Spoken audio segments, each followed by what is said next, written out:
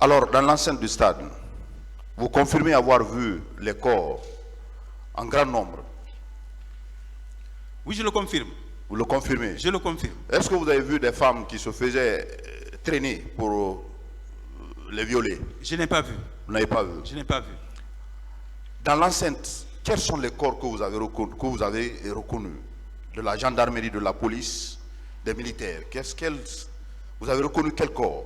Écoutez, dans l'enceinte, moi ce que j'ai vu, parce que comme je vous le dis,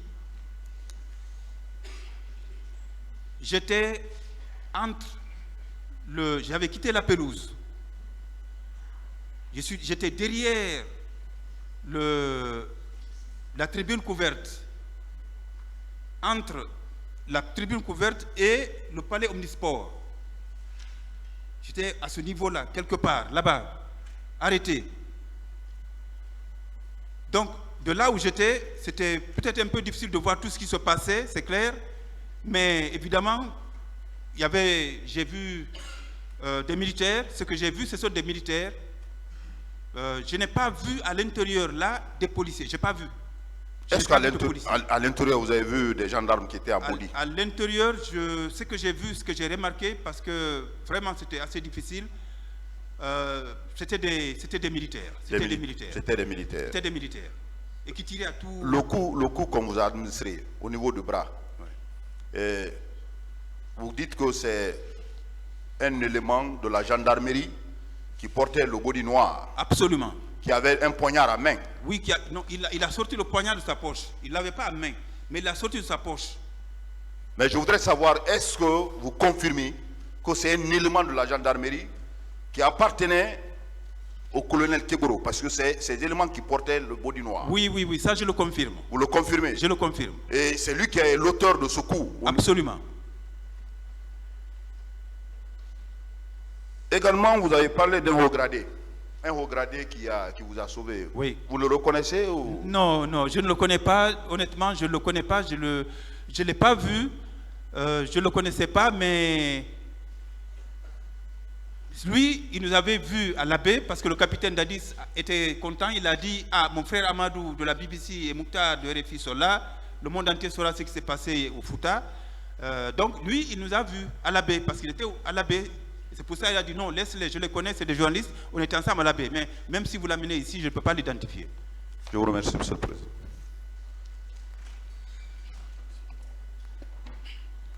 Merci, Monsieur le Président. Distingués assesseurs. Monsieur Amadou Diallo. Oui.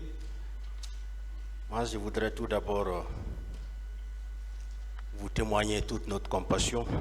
Merci, maître. Par rapport à tout ce qui vous est arrivé. Merci bien. Et également vous féliciter parce que vous êtes un grand journaliste.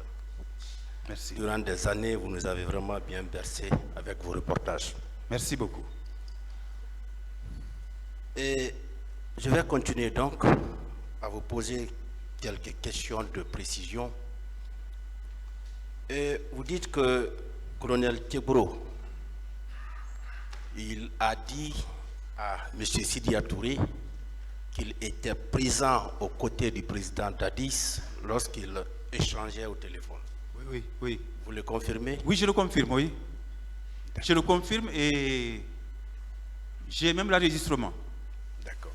Oui, j'ai l'enregistrement, je le confirme puisque... On peut avoir cet enregistrement? Oui, absolument.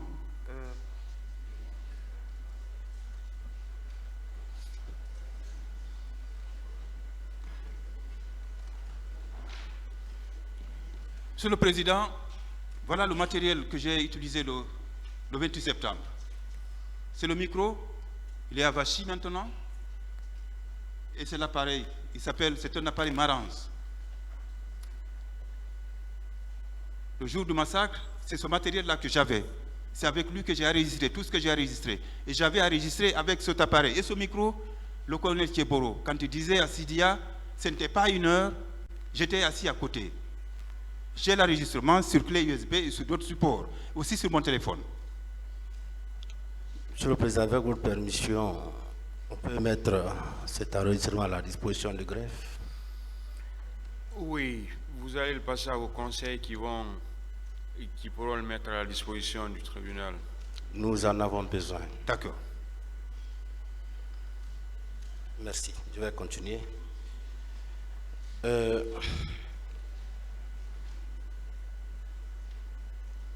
En dehors du colonel Kebro, est-ce que vous avez remarqué la présence d'autres officiers plus gradés ce jour au stade ou vers l'université? Pour vous dire la vérité, non, je n'ai pas remarqué. Je n'ai pas remarqué. Ce que j'ai vu, celui que j'ai vu, c'est le colonel Keboro. Le seul. C'est le colonel Keboro que j'ai vu. D'accord. Et vous dites que le plus gradé aussi avait tabassé un manifestant sous vos yeux. Ah, il était violent aussi, il était très violent lui-même. Il était très violent. C'était un béret rouge. C'était un béret rouge. Il était violent aussi. C'est celui qui nous a sauvés. Vous avez pu voir son grade? Non, malheureusement non. Honnêtement, monsieur le procureur, Oui, c'était pas facile. c'était quasiment impossible d'observer quelqu'un jusqu'à ce point. C'était très difficile. Et vous dites que vous avez vu beaucoup de morts, beaucoup de blessés. Oui. Vous pouvez faire une estimation du nombre de morts, une estimation? C'est difficile de faire une estimation puisque, comme je vous l'ai dit, la violence, lorsqu'on sortait du stade, c'est en ce moment que j'ai commencé à voir le nombre, les victimes. Lorsque le policier nous sortait du stade, c'est en ce moment que j'ai commencé à voir, on enjambait pratiquement les victimes, les morts, les personnes qui blessaient, qui criaient à l'aide, qui souffraient, que vous ne pouviez pas assister, mais c'était impossible de pouvoir dénombrer, compter. Non, vous ne pouvez. Non, là, en ce moment précis, c'était pas ça ce qui nous venait en tête. C'était pas ça. D'accord. Mais ils étaient nombreux les morts, parce que, en tout cas, le papier que j'ai fait ce jour-là, c'était 87 morts, c'était des sources, comment on appelle ça, hospitalières. C'était 87 morts. D'accord. Ce jour-là.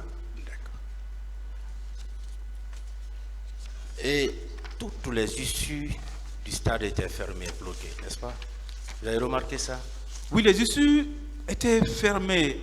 Comment on pouvait le savoir? Je n'ai pas parcouru tout le stade. Mais à mon avis, c'était facile de savoir que les issues étaient fermées parce que les gens couraient dans tous les sens. C'est-à-dire, vous voyez quelqu'un qui partait par là et qui revenait par-ci, qui partait par là. Donc, ça voulait dire que il y avait des issues qui étaient fermées. Il n'y avait pas de passage. Oui, il n'y avait pas de passage. Non, il n'y avait pas de passage. Mais le grand portail était ouvert. Et on pouvait sortir par là. Moi, je suis sorti par le grand portail. Et je vous ai dit que je suis un miraculeux, c'est un chanceux. Malgré tout, hein, parce que je suis sorti aussi escorté là-bas. Et tout le monde se ruait vers ce grand portail-là. Oui, beaucoup de personnes tentaient de passer par ce grand portail, mais il y avait aussi...